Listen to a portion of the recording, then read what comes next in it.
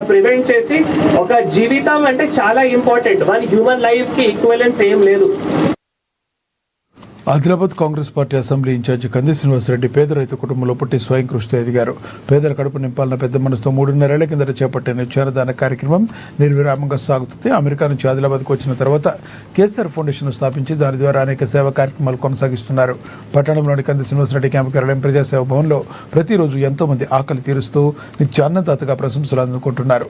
అన్ని దానాల్లోకెల్లా ఆకలి తీర్చే అన్నదానం ఎంతో గొప్పదన్న ఆలోచనతో ఇంత మంచి కార్యక్రమాన్ని కొనసాగిస్తున్నారు. ఈ నిత్యాన్నదాన క్షేత్రానికి ప్రతిరోజు పరిసర ప్రాంతాల నుంచి వచ్చి వందల సంఖ్యలో భోజనం చేస్తున్నారు. ఒక్క మంచి ఆలోచనతో ఇలాంటి కార్యక్రమం నిర్వహించడం సదా అభినందనీయమని కంది శ్రీనివాసరెడ్డి జిల్లా ప్రజలు తమ నిండు మనసుతో అభినందిస్తున్నారు.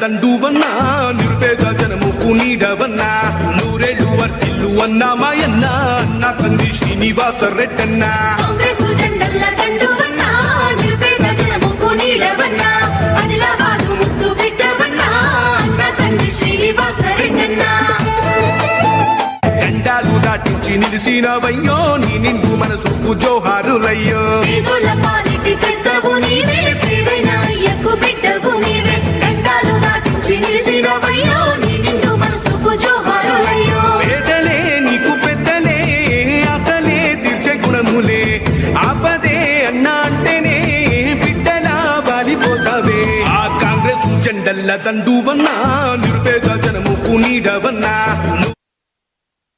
భారత రాజ్యాంగం అమల్లోకి వచ్చిన రోజును పురస్కరించుకుని సమతా సైకిల్ దళ ఆధ్వర్యంలో సోమవారం ఆదిలాబాద్